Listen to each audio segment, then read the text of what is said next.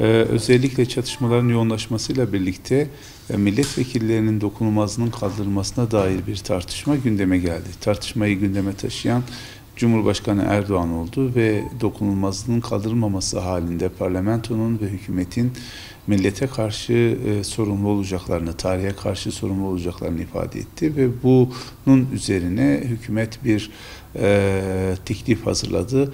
Dosyası bulunan bütün milletvekillerinin dokunulmazlığının kaldırılması konusunda bir anayasa değişikliğini meclis gündemine getirdi ve bunun için dokunulmazlıklar kalktı. Şu anda gerek mecliste gerekse Adalet Bakanlığı'ndaki dosyalar toplandığında 787 dosyanın ve 148 milletvekiline ait 787 dosyanın bulunduğunu biliyoruz. Dolayısıyla geçen Cuma günü yapılan oylamalarla birlikte 148 milletvekilinin dokunulmazlığı kaldırıldı. Bundan sonraki süreçte yargı devreye girecek ve yargı bu milletvekilleri hakkında gerekli kararı verecek.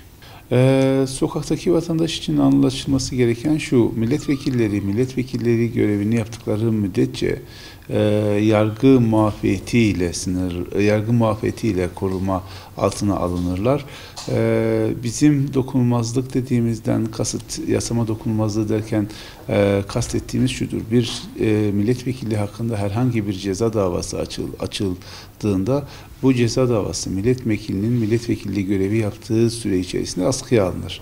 Ancak milletvekilliği görevi bittikten sonra onunla ilgili hukuki işlemler yürütülür ve yargılama yapılır. Dokunulmazlığın kaldırılmasıyla birlikte bu hukuki koruma kalktı. Dolayısıyla milletvekilleri hakkında, 148 milletvekilliği hakkında hangi iddialar varsa o iddialara ilişkin olarak yeni bir yargılama yapılacak. Bundan sonraki sürecin nasıl ilerleyeceği artık siyasetten ziyade hukukun ve hukuk çevrelerinin belirleyeceği bir husus.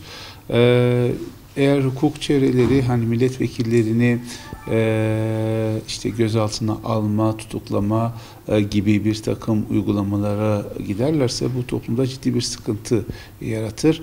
Ancak milletvekillerine ilişkin yargılamayı tutuksuz devam ettirme gibi bir irade ortaya çıkarsa şu an içerisinde bulunduğumuz durumu daha kolay atlatma şansımız doğabilir.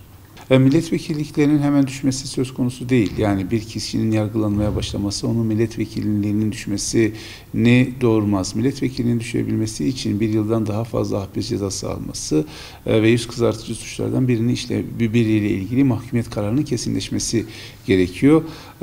Bu da mahkumiyet kararı aynı zamanda Meclis Genel Kurulu'nda okunduktan sonra milletvekillerinin milletvekilliği düşer.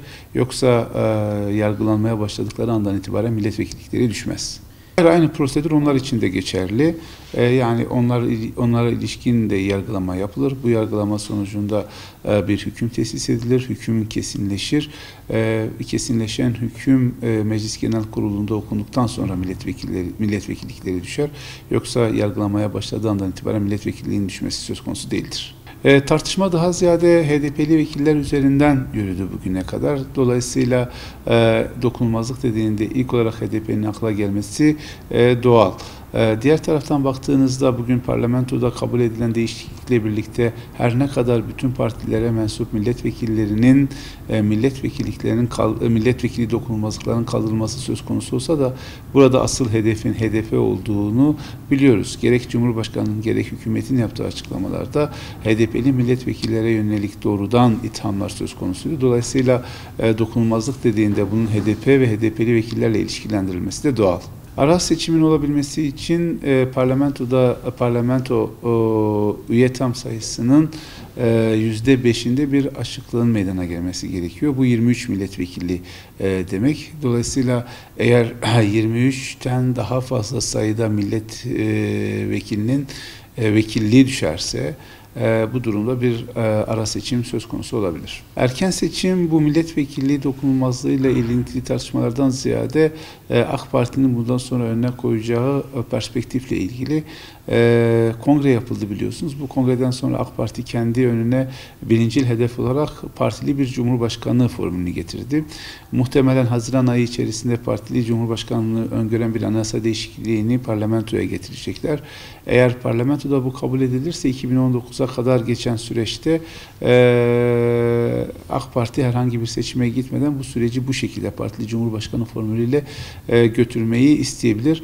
Ancak eğer partili cumhurbaşkanlığı kabul edilmezse AK Parti kısa bir süre içerisinde bir erken seçime gitmeyi düşünebilir. Zira gerek HDP'nin gerekse MHP'nin oy oranlarındaki düşüşler ve bu düşüşlerin devam ettiğine ilişkin kanaat AK Parti bu tür bir tercihe yöneltebilir. Yani bu fezlekeler savcılıklara iletilecek. Savcılıklar kendilerine gelen fezlekelere ilişkin gerekli tahkikatı yapacaklar. Bu tahkikatların sonucunda ya takipsizlik kararı verilir bunlar hakkında veya dava açılır. Eğer dava açılırsa zaten yargılamanın sonucunu beklemek gerekecektir. Siyasi olarak ciddi bir problemi beraberinde getirir.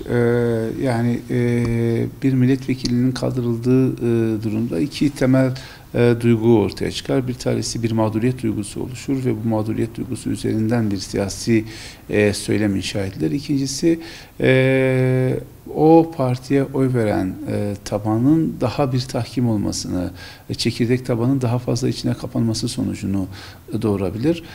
Şunu unutmamak gerekiyor. Bir milletvekilinin vekilliğinin dokunulmazlığının kaldırılması, bir partinin vekillerinin dokunulmazlığının kaldırılması o partinin siyasetini ortadan kaldırmaz veya o partinin siyasetini doğrudan otomatik bir şekilde güçten düşürmez.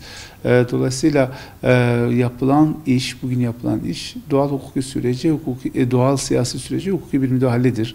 Ben dokunulmazlık teklifinin ve akabinde dokunulmazlıkların kaldırılmasının hukuken de çok ciddi sıkıntılar içerdiğini, siyasetin de çok ciddi sıkıntılar içerdiğini düşünüyorum.